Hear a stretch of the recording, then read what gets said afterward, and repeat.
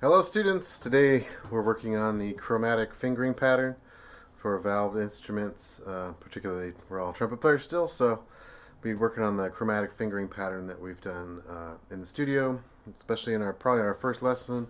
We went over, basically how the instrument works, right? When we have no valves, it's kind of that shortest path of air, and as soon as we add the valve, like a second valve, we're adding some of this tubing. First valve, adding that tubing. We're going to go over the what's called the chromatic order, which just means we're going to be adding little bits of tube at a time to make the instrument a little bit longer and make the notes go lower. As well, we'll start with, say, all the tubing and work our way up the pattern. Before we try the tricky stuff, we'll go over just the pattern itself here in the first segment. Alright, if you weren't sure what I was talking about with the fingering pattern, it's the order of fingerings that I gave you for our warm-ups. So the starting fingering is open, then we go to 2, then we go to 1, then 1 and 2.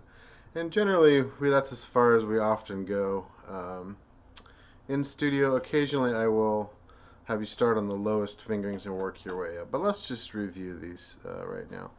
So no matter what note we play, as soon as we play, if we're playing an open note, the next note down is always going to be second valve. So if it's a low C or G or high C, it doesn't matter which note we're playing, this lowers it by what we call a half step. And a half step on our instrument is basically this amount of tubing here, right?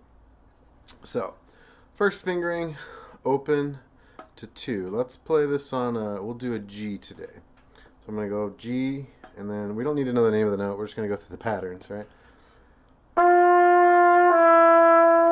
And we're going to start there and go back up. Right. From there we have open, 2, and 1. I'm going back up. And we'll get down to the 1 and 2 fingering.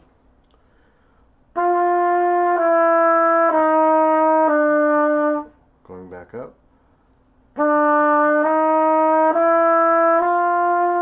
Okay, and that's usually where we stop in the studio just for sake of time. It takes a lot of time to get through the rest of the fingerings. But from 1 and 2, the next fingering is 2 and 3.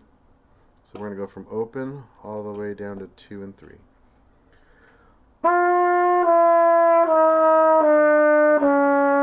Starting there, going up.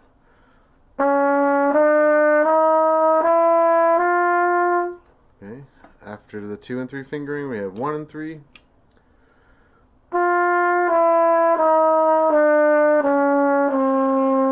It's a good idea if you did that video with the third valve slide. Good idea to pull that one out there.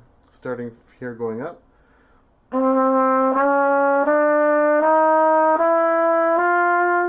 And then all 7 fingerings. So from open all the way down to all 3 valves.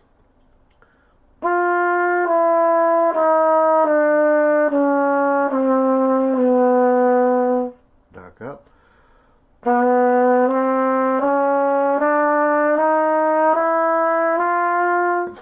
Alright, so that's just our review of the fingering pattern. In the next segment, we'll kind of make that go a little more quickly, and maybe we'll break it up into smaller pieces and do it faster. Alright, stay tuned. So for valve instruments, this might be one of the most important valve combinations that we ever learn.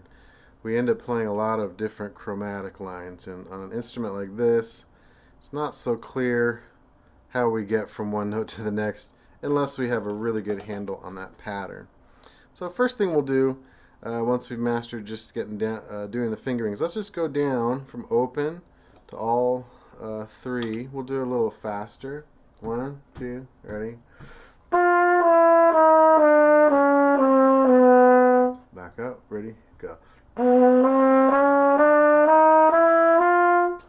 Now let's try to take out that break, so we'll get all the way down to all three valves and immediately go back up. So we'll get here, then back here, and back up. Okay?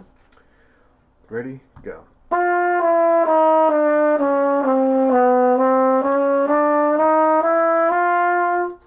We'll try the same thing, but starting all three valves, going up to open, and all the way back down.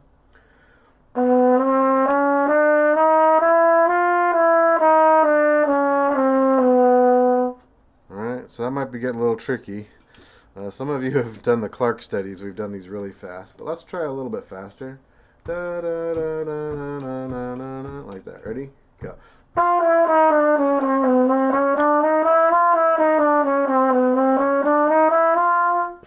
Start from all three.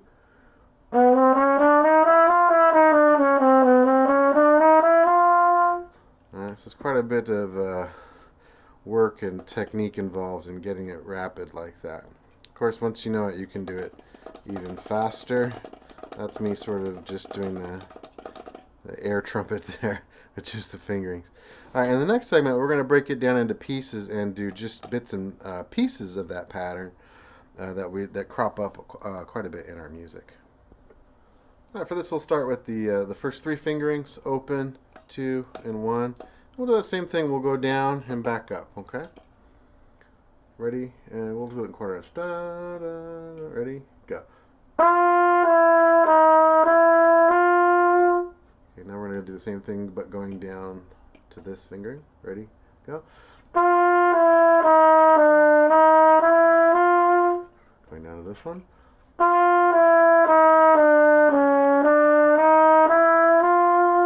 Down to this one.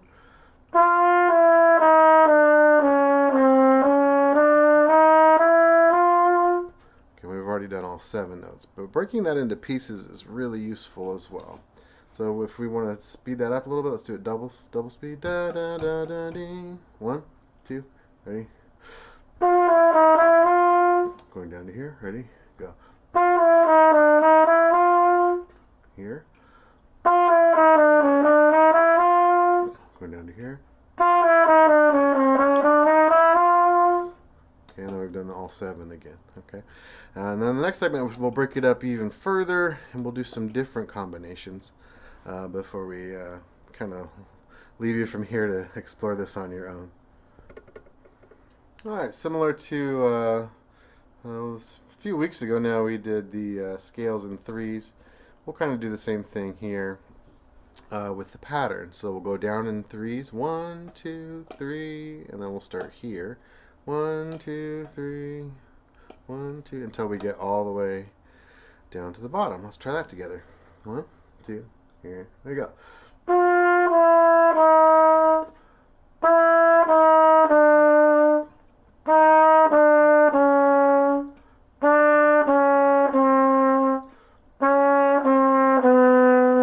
Okay, we'll try it going back up, starting here.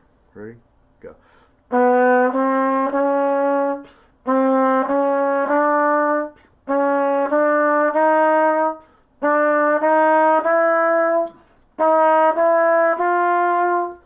Okay, so groups of threes always very helpful, especially if we take out that extra beat. Da da da da da da. Let's try that. Ready? Go.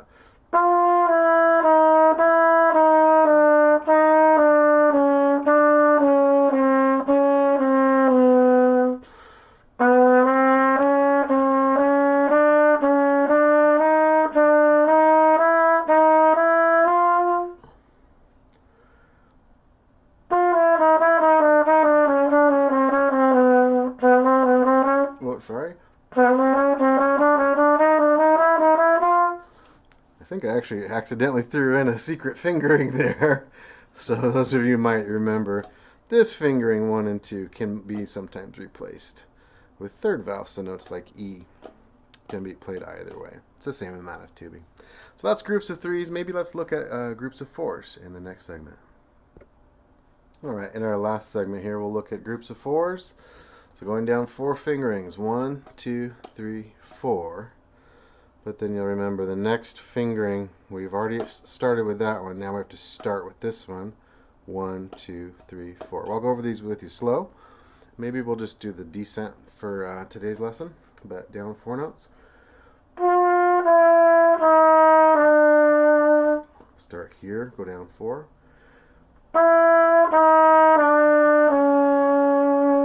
Starting here now. And then starting here. Let's try and take out those breaks there, shall we?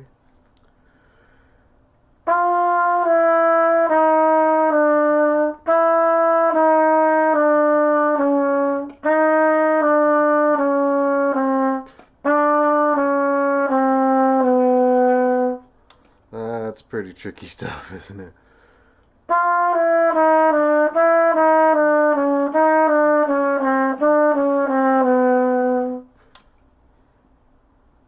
Can you follow that one? It's a little. It sounds harder than it is. We're just going through that order of fingerings, and we have to know where to start the next pattern. 1, 2, 3, 4. 1, 2, 3, 4. So if you're having trouble jumping from one to the next, you can just take a break.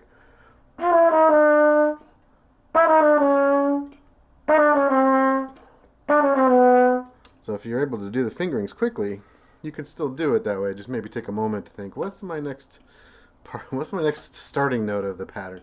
If you can figure that out, you can figure out the rest pretty easy. So chromatic fingering pattern, it's more than for warm-ups. It makes up parts of our chromatic scales. It makes up a lot of other things we do, like turns, even some trills and things of that nature. And we often find that they're split into bits and bobs, where you have to kind of you just have to have that fingering in your fingers, that fingering combination, that chromatic fingering pattern. All right, I'll see you all on Wednesday for some chromatic exercises. Bye.